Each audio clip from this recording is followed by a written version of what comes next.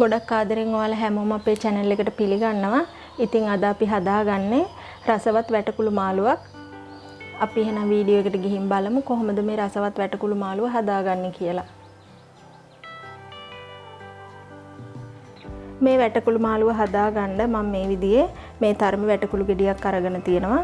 ඊට පස්සේ කරපිංචි ඉති දෙකක්, පොඩිවට කපාගත්ත රතු ලුණු ගෙඩි 4-5ක්, පොඩි තක්කාලි ගෙඩියක්, ඊට පස්සේ නයි කොච්චි කරලක් කපාගෙන තියෙනවා. ඔයාලා නයි කොච්චි වලට කැමති නැත්නම් අමු මිරිස් එකතු කරගන්න පුළුවනි. ඊට පස්සේ අබ ක්‍රීම් එක අරගෙන තියෙනවා. කඩේ ගන්න තියෙන අබ ක්‍රීම් එකෙන් තේ හැඳි භාගයක් විතර තමයි අරන් තියෙන්නේ. ඊට පස්සේ රසායන ලුණු, කහ කුඩු, අමු 3-5 උළුහාල් අරගෙන තියෙනවා. ඊට පස්සේ අපිට මිටි කිරි සහ දිය කිරි ඕන වෙනවා. ওই ටික තමයි ඕන වෙන්නේ.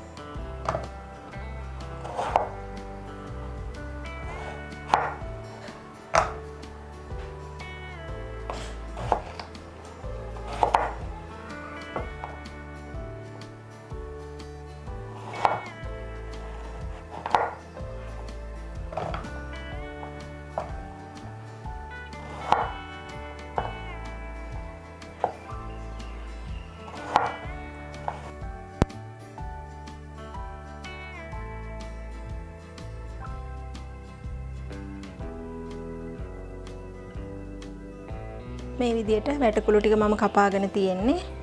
ඊට පස්සේ තක්කාලි, නයි කොච්චි,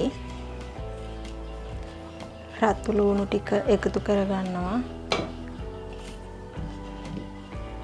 කරපිංචි එකත් මම මේ විදියට කඩලා නටුවත් එක්කම තමයි එකතු කරගන්නේ. ඊට පස්සේ උළුහාල්, අමු 3-5 කහ කුඩු ටිකත් එකතු කරගන්නවා.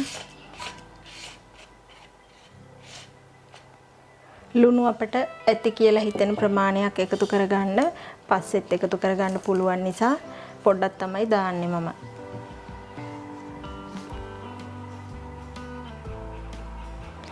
ඊට පස්සේ දිය කිරි ටික එකතු කරගන්නවා.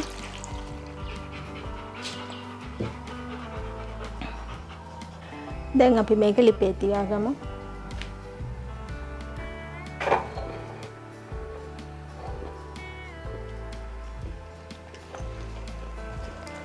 මේ විදියට පැහිගෙන එනකොට මම වහලා තමයි දැන් ඊටු ටික උයාගන්නේ. මේ විදියට වටෙන් හොඳට පැහිගෙන එනකොට කලවම් කරලා මම පොඩ්ඩක් මේක වහලා උයා ගන්න ඕනේ. වැටකුළු වහලා උයා ගන්නකොට වතුර එකතු වෙනවා. ඒ නිසා ඔයාලා දිය කිරි දානකොට පොඩ්ඩක් දාන්න හොදි වලට කැමති නැති කෙනෙක් නම් මම මේ විදියට වහලා උයා ගන්නවා චුට්ටක් වෙලා විනාඩි 2-3ක් විතර.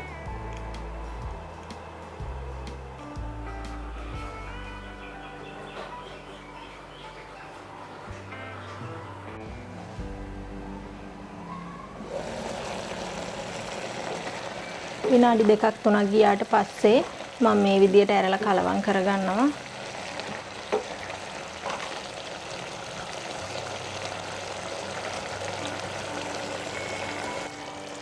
මම මේ වෙලාවේදී අපේ අබ ක්‍රීම් ටික එකතු කරගන්නවා.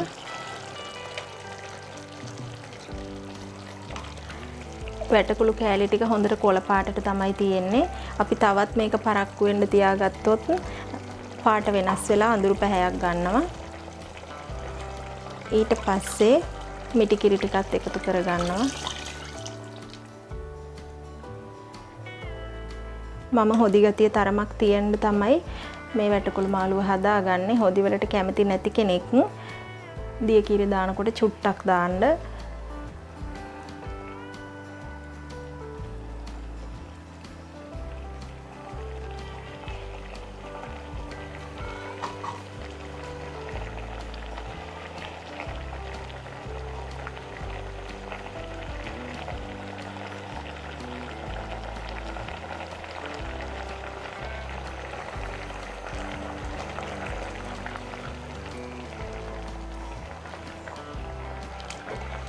මේ විදියට පැහිගෙන එනකොට ලුණු කොහොමද කියලා බලන්න පුළුවනි.